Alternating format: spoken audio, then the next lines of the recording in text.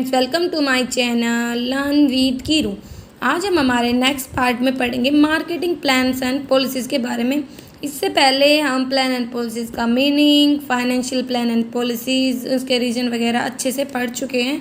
अगर आपने उनको नहीं देखा है तो आप इसके लिए सेपरेट प्लेलिस्ट बनी है, उसमें जाके देख सकते हैं। तो मार्केटिंग प्लान एंड पॉलिसीज़ क्या होती हैं? तो मार्केटिंग से तो आपको पहले मीनिंग क्लियर हो गया होगा। मार्केटिंग मतलब जहाँ पे हम हमारे प्रोडक्ट को जहाँ प्रोड्यूस हो रहा है वहाँ से लेकर कंज्यूमर तक पहुँचा रहे हैं, उसके बीच की जितनी भी एक्टिविटीज़ आ रही है वो सारी कर रहे हैं। तो मार्केटिंग प्लान्स एंड पॉलिसीज़ है ना, वो 4 P's पर काम करती हैं। क्या क्या? Product, pricing, palace and promotion. तो किन P's पर? 4 P's पर। हावेवर जो मेजर पॉलिसी डिसीजन होते हैं ना, उसमें कहता है कि जो मार्केटिंग एरिया होता है वो वैरी करता है, अलग अलग के लिए अलग अलग, वो नेचर पर डिपेंड करता है। कहता है कि इन द अर्ली 1960 4 P's ही होते थे, product, price, palace and promotion. इनको मेन माना जाता था किसी भी मार्केटिंग के लिए, मतलब ये इंपॉर्टेंट एरियाज होते थे। लेकिन बाद में हमारे क्या क्या आ गए? पोजीशन, पैकेजिंग, पीपल वगैरह आ गए। फिर थोड़ा और आगे क्या हुआ? सीज को भी आ गया, मतलब एक अलग करेक्टर ले लिया गया। Customer, cost, convenience, communication. फिर 4R आ गए, relevance, resource, relationship and return. तो मतलब अलग अलग पॉलिसीज़ और प्लान्स आते गए मार्केटिंग के लिए।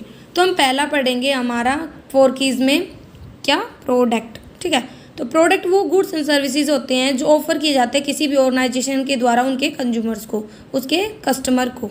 ठीक है, क्योंकि जो ऑर्गेनाइजेशन होती है ना, वो एक सिंगल प्रोडक्ट भी ऑफर कर सकती है अपने कंज्यूमर्स को, और एक प्रोडक्ट लाइन और मिक्स ऑफ डिफरेंट प्रोडक्ट भी ऑफर कर सकती है। जो प्रोडक्ट है ना, वो क्या होता है? वो होता है जो किसी भी कंज्यूमर की नीड्स वगैरह को सेटिस्फाई करता है। ये अलग अलग होते हैं, लाइक ड्रेस मटेरियल, सारी टेक्सटाइल, वो तो टेक्सटाइल के लिए हो गए, तो कपड़े वगैरह से रिलेटेड हो गया। फिर हमने 2 वर्ड पढ़े कि होता है product line and product mix. Product line क्या होता है? प्रोडक्ट लाइन एक ग्रुप होता है प्रोडक्ट्स का। ठीक है, within a product class that are closely related, मतलब जो एक दूसरे से बहुत ज़्यादा रिलेट होते हैं, और क्योंकि इनके काम सेम होते हैं इसीलिए ये ना सेम ग्रुप ऑफ कस्टमर को ही ऑफर किए जाते हैं। ठीक है, जबकि जो प्रोडक्ट मिक्स होता है वो क्या होता है? उसमें सारे प्रोडक्ट और आइटम आ जाते हैं किसी भी पर्टिकुलर ऑर्गेनाइजेशन के जो अवेलेबल है किसी भी बायर के लिए। जैसे जो हमारा रिलायंस है, जो रिलायंस इंडस्ट्री, वो textile product, fibre intermediates, polymers वगैरह, केमिकल्स वगैरह, ये सब कुछ ऑफर करता है। तो अब बात आते हैं, इसमें हम पढ़ेंगे product mix, market segmentation, product positioning and branding के बारे में। तो प्रोडक्ट मिक्स क्या होता है? तो मतलब कहता है कि जो चॉइस है प्रोडक्ट मिक्स की वो डिपेंड करती है हमारी स्ट्रेटजी के ऊपर। ठीक है, ठीक है, तो देखो प्रोडक्ट मिक्स है ऑर्गेनाइजेशन का, वो क्या क्या लेके चलेगा? 3 चीज़ें, 3 ऑब्जेक्टिव को पूरा करने वाला होना चाहिए। एक तो हमारी प्रॉफिटेबिलिटी को बढ़ाए, एक सिक्योर करे स्टेबिलिटी, जो भी हमारी सेल्स वगैरह, क्योंकि जो सेल्स होती है उसमें वेरिएशंस आते रहते हैं। तीसरा है rising the growth rate of sales, की हमारी सेल्स बढ़ना स्टार्ट हो जाए। तो जो प्रोडक्ट मिक्स डिसीजन है ना, जो भी कोई भी ऑर्गेनाइजेशन है वो 2 डायमेंशन लेके चलता है। एक तो product mix breadth which refers to how many product, different product lie in the product mix, मतलब एक जो हमारी प्रोडक्ट मिक्स होता है उसमें ब्रेथ देखी जाती है कि भाई जो हमारा प्रोडक्ट लाइन है, प्रोडक्ट मिक्स है, उसमें कितने प्रकार के अलग अलग प्रोडक्ट है ना हमारे हैं। दूसरा है प्रोडक्ट मिक्स लेंथ, की ये रेफर करता है टोटल नंबर ऑफ आइटम्स, ठीक है, जो इसके अंतर्गत आते हैं, और वो ऑर्गेनाइजेशन से ऑर्गेनाइजेशन डिपेंड करते हैं कि मार्केट में कितना कंपटीशन है, ऑर्गेनाइजेशन की कैपेबिलिटी कैसी है, ग्रोथ की सिचुएशन कैसी है। ठीक है, इसलिए ऑर्गेनाइजेशन को प्रोविजंस वगैरह बनाने चाहिए प्रोडक्ट लाइन को छाटते टाइम, मतलब चूज़ करते टाइम, और जो भी आइटम है उस ज़रूरी हैं और ना मतलब हाई डिमांड में है मार्केट में, उसकी प्रॉफिटेबिलिटी वगैरह को बढ़ाएंगे। फिर मार्केट सिगमेंटेशन। मार्केट सिगमेंट मतलब मार्केट को बांट देना अलग अलग ग्रुप्स में। जैसे देखो एक ही मार्केट है हमारा, अगर वहाँ पे अगर हमें कंज्यूमर्स को हैंडल करना हो तो बहुत ज़्यादा डिफिकल्ट हो जाएगी। इसीलिए क्या करते हैं, मार्केट को छोटे छोटे सेगमेंट्स में बांट देते हैं कंज्यूमर्स के अकॉर्डिंग, ग्रुप्स के अकॉर्डिंग, जिन्हें सेपरेट प्रोडक्ट की ज़रूरत पड़ती है। सिगमेंटेशन को किया जा सकता है अलग अलग variables like socio economic characteristics के बेस पे, जो भी हमारे बायर्स होते हैं, like age, income, sex, education, occupation, family size etcetera. हम शॉप्स में जाते हैं तो एक साइड बच्चों के जूते हो गए, दूसरे साइड जेंट्स के हो गए, लेडीज़ के, मतलब अलग अलग सेगमेंटेशन में बांट दिया ना उनको, ताकि हमें प्रॉब्लम ना हो ढूंढते टाइम। ठीक है, ऐसे ही एजुकेशन के लिए हम स्कूलों में देखते, कॉलेजों में बिल्डिंग अलग होती है कि ये छोटे बच्चों की है, ये प्राइमरी, ऐसे करके सीनियर्स के लिए है। ठीक है, तो वो अलग अलग बांट दिया जाता है जोग्राफिकल बेसिस पे, मतलब लोकेशन बेसिस पे। इंडस्ट्रियल कैटेगरीज में बांटना, बायर के बिहेवियर के बेस पे, की मोटिव, पर्सनैलिटी, लॉयल्टी वगैरह के बेस पे। तो मार्केट सेगमेंटेशन ये ज़रूरी है, क्योंकि जो कंज्यूमर्स है ना उसकी नीड्स को एक सिंगल मार्केट सेटिस्फाई नहीं कर सकता, इसीलिए उनको अलग अलग पार्ट्स में बांट दिया, सेगमेंट में बांट दिया जाता है, ताकि जो कंज्यूमर्स है उनकी नीड्स को सेटिस्फाई किया जा सके आसानी से।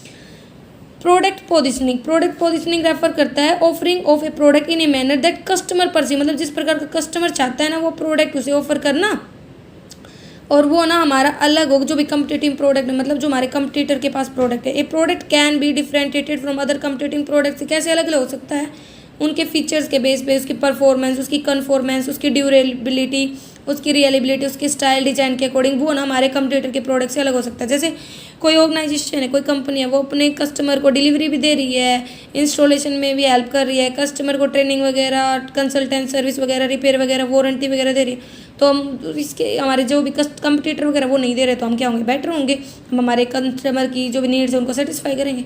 ब्रांडिंग क्या होता है, हम कई बार देखते हैं ना कि भाई मैं तो इस ब्रांड के कपड़े के पहनना पसंद करता हूँ, मतलब एक ब्रांड एक नाम होता है, एक सिंबल होता है, एक टर्म होता है, डिज़ाइन होता है, या कॉम्बिनेशन होता है इन सभी का, जो आइडेंटिफाई करने में हेल्प करता है किसी भी प्रोडक्ट को अलग अलग सेलर के प्रोडक्ट से, क्योंकि बहुत सारे मार्केट में सेलर्स होते हैं और वो प्रोडक्ट एक जैसे लगते हैं, इसीलिए जो ब्रांड नेम है ना वो उनको एक दूसरे से अलग करने में हेल्प करता है। तो ये 2-3 एस्पेक्ट्स के रिगार्डिंग घूमता है। तो decision to sell the product with और विदाउट ब्रांड, हमें ब्रांड नेम चाहिए या नहीं चाहिए, टाइप्स ऑफ ब्रांड, किस प्रकार का ब्रांड चूज करना, और ब्रांड एक्सटेंशन मतलब फ्यूचर में अगर और प्रोडक्ट वगैरह भी हम मतलब इन्वॉल्व करें हमारे जो भी प्रोडक्ट लाइन वगैरह है तो उसके केस में। तो कहता है कि जो फर्स्ट इशू है ना इससे रिलेटेड कि वो ब्रांड हो या ना हो, ज़्यादातर जो ऑर्गेनाइजेशंस है ना वो इंगेज होती हैं कमोडिटी में, बिजनेस में, मतलब उन्हें ब्रांड वगैरह की ज़रूरत नहीं होती, ठीक है। Like petrol product, steel, generic वगैरह, इनमें तो कोई ब्रांड ही नहीं होता।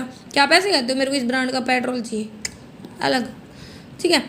तो क्वेश्चन है किस प्रकार का ब्रांड हो, ठीक है, उन्हें कैसे हमें चूज़ करना है कि वो हमें बेनिफिशियल हो, तो वही होना चाहिए जो ईजिली प्रोनाउंसिएशन हो पाए, जिसकी ईजिली जिसको रिकॉग्नाइज जिसलिए रिमेंबर किया जा सके, ठीक है। इस प्रकार का हमें मतलब ब्रांड चूज़ करना चाहिए। फिर बात और अब आती है हमारे प्राइसिंग क्या होता है, जो भी हमारा प्रोडक्ट है उसकी कॉस्ट, तो कहता है प्राइस डिनोट करता है मनी जो एक कस्टमर पे करता है गुड्स एंड सर्विसेज के बदले में। प्राइस इंपॉर्टेंट होता है दोनों के लिए, कोई भी ऑर्गेनाइजेशन हो चाहे उसका कस्टमर हो, क्योंकि ऑर्गेनाइजेशन भी अपना प्रॉफिट दे के प्राइस डिसाइड करते हैं, जबकि कस्टमर कैसे डिसाइड करता है कि भाई मैं जितना पे कर रहा हूँ उससे ज़्यादा मेरे को सेटिस्फेक्शन मिले। इसीलिए जब प्राइस फिक्स किया जाता है तो वो ऐसा होना चाहिए दोनों को फ़ायदा दे, क्योंकि जो प्राइस होता है वो डिपेंड करता है बहुत सारे फैक्टर्स पे, रिटर्न्स पे, जो भी, ठीक है। तो हम उन्हीं के बारे में पढ़ेंगे। जो प्राइस पॉलिसी उसमें क्या आते हैं, हाउ शुड ए प्राइस, कि एक प्राइस को कैसे फिक्स किया जाना चाहिए पहली बार में, और कैसे उसको रिवाइज करना चाहिए, मतलब जैसे जैसे चेंजेस आते हैं। तो पहले हम पढ़ेंगे प्राइस फिक्सेशन। कहते हैं कि कंपनी है उसके different range of price choices होती हैं जो अलग अलग होती हैं, ठीक है। तो इसमें क्या बता रखा है, from no option to price fixation to extremely favourable price fix करना चाहिए, और ताकि उसे अच्छा रिटर्न भी मिले। कहता है कि extreme and for most of the companies option lies in between. देखो कंपनीज है प्रोडक्ट फिक्स करते टाइम इतना ज़्यादा सोचते हैं, क्योंकि देखो अगर उसने अपने कंपटीटर से ज़्यादा प्राइस फिक्स कर दिया तो भी उसे लॉस होगा, कम कर दिया तो उसे प्रॉफिट का लॉस होगा, अगर कॉस्ट बढ़ गई तो और उसने प्राइस नहीं बढ़ाया तो भी उसके प्रॉफिट का लॉस होगा। तो वही बता रखा है प्राइस फिक्सेशन में उसे बहुत ज़्यादा सावधान वगैरह रहना पड़ता है, ठीक है। जैसे इसमें बता रखा है हमारा प्राइस डिपेंड करता है सिचुएशंस पे, लाइक जो सिचुएशंस वेरी करते हैं, like value of money, competitors, cost plus price वगैरह।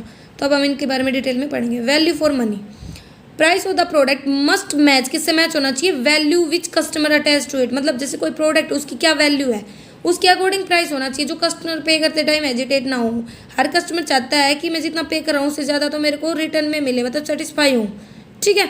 तो यही बोल रखा है कि प्राइस डिटरमाइन करते टाइम हमें बहुत ज़्यादा सावधान रहना चाहिए, कस्टमर्स की नीड्स वगैरह उसके वो सब चेक करना चाहिए। वही है कंपटीटर का प्राइस भी चेक करना चाहिए, अगर कंपटीटर का प्राइस हमसे कम है और हम ज़्यादा ले रहे हैं तो कोई भी कस्टमर हमारा प्रोडक्ट खरीदना पसंद नहीं करेगा।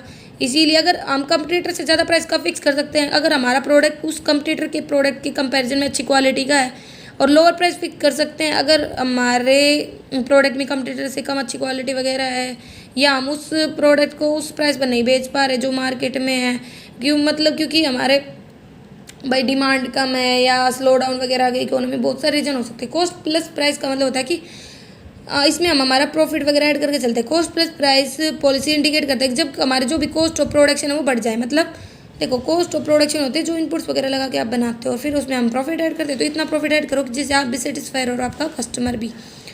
ठीक है, फिर बात आते हैं प्राइस रिवीजन। प्राइस रिवीजन होता है इसमें चेंजमेंट, क्योंकि कई बार ज़रूरत पड़ जाती है चेंज करने की प्राइस को, क्योंकि चेंजेस आते रहते हैं फैक्टर्स में। जैसे अपवर्ड रिवीजन हो सकता है, डाउनवर्ड रिवीजन। अपवर्ड रिवीजन होता है जैसे price required if there is any increase, भाई कॉस्ट ऑफ प्रोडक्शन बढ़ जाए, मतलब जो भी रिसोर्सेज आप लगा रहे थे उनकी कॉस्ट बढ़ जाएगी, तो आप भी क्या करोगे, प्राइस बढ़ा दोगे अपने प्रोडक्ट वगैरह का। लाइक एक्साइज ड्यूटी बढ़ गई, सेल्स टैक्स बढ़ गया, तो अभी तो आप बढ़ाओगे। तो इसे बोलते हैं अपवर्ड रिवीजन, जब हम प्राइस को बढ़ा देते हैं। और डाउनवर्ड रिवीजन मतलब लगा लो आप प्रोडक्ट को ना बेचने में सक्षम हो प्रीडिटरमाइंड रेट पे। को बहुत सारे रीजन होते हैं, जैसे डिमांड बहुत ज़्यादा कम है मार्केट में, ठीक है, या जो मार्केट लीडर है वो प्राइस को रिड्यूस कर रहा है क्योंकि कंपटीशन भी बहुत ज़्यादा है, और मतलब भाई आप की जो क्वालिटी है प्रोडक्ट की वो बेकार है, इसलिए भी आप प्रोडक्ट को कम कॉस्ट पे बेचना स्टार्ट कर देते हो। मतलब बहुत सारे रीजन होते हैं जब हम बढ़ाते हैं और घटाते हैं।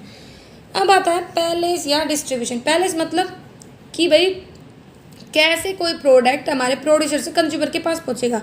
हमने डिसीजन ले लिया प्रोडक्ट के बारे में, प्राइस के बारे में। अब बात आती है इसके पैलेस की, मतलब डिस्ट्रीब्यूशन के बारे में। तो डिस्ट्रीब्यूशन में हम क्या क्या पढ़ेंगे, इसमें पढ़ेंगे identification of channel, evaluation of channel और सिलेक्शन ऑफ दी चैनल।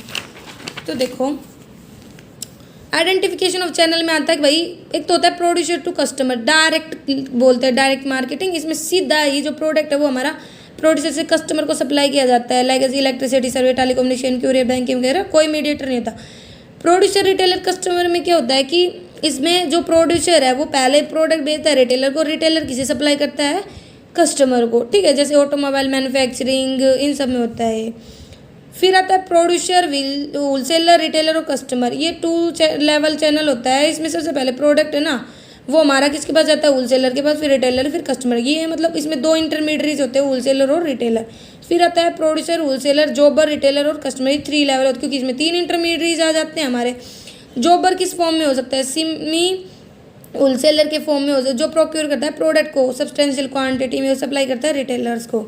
फिर आता है हमने भाई आइडेंटिफाई कर लिया चैनल को, अब हम उसको इवेलुएट करेंगे। एक बार हमने मतलब आइडेंटिफाई कर लिया, once the alternative marketing channel are identify, जब कंपनी क्या करती है, इवेलुएट करती है कि कौन सा चैनल हमारी स्ट्रेटजी के अकॉर्डिंग सही रहेगा। तो वो 3 फैक्टर्स हैं, एक इकोनॉमिक क्राइटेरिया, एक डिजायरेबल मार्केटिंग चैनल वो होता है जिसमें कॉस्ट मिनिमम हो, ठीक है, जो भी सेल वगैरह उसके अकॉर्डिंग। दूसरा कंट्रोल क्राइटेरिया, ऐसे मतलब इंटरमीडिएट्स होते हैं मार्केटिंग चैनल में जो, और वो इंडिपेंडेंट होते हैं, तो ना एक ऐसा मतलब चैनल चूज करना जहाँ पे हम उन पर कंट्रोल कर पाए। और अडेप्टिव क्राइटेरिया मतलब जो भाई चेंजेस वगैरह को भी अडोप्ट कर पाए, उसके अकॉर्डिंग हम उसमें चेंज कर पाए। फिर आते हैं चैनल का selection. Selection of marketing channel है ना भाई ये कंपनी वो डिटरमाइन किया जाता है बहुत सारे factor, like location of customer, product characteristics, organisational capabilities वगैरह। तो देखो लोकेशन ऑफ कस्टमर मतलब अगर कस्टमर बहुत थोड़े ही हैं और अलग अलग डिस्टेंस पैलेसिस पर लोकेटेड है, तो हमें ना 0 लेवल चैनल मतलब डायरेक्ट चैनल को अडोप्ट करना चाहिए जिसमें प्रोड्यूसर से सीधा कस्टमर को प्रोडक्ट पहुंच जाए। जबकि प्रोडक्ट के फीचर्स के बेस पे क्या है, बल्कि प्रोडक्ट मतलब विद लो यूनिट्स, मतलब भाई बहुत बड़ा प्रोडक्ट लेकिन उसकी बहुत कम यूनिट्स वगैरह हैं, तो हमें मिडल मैन को भी यूज़ कर लेना चाहिए अवॉइड करने के लिए cost of handling different point, like as heavy chemicals है, बिल्डिंग मटेरियल्स वगैरह है।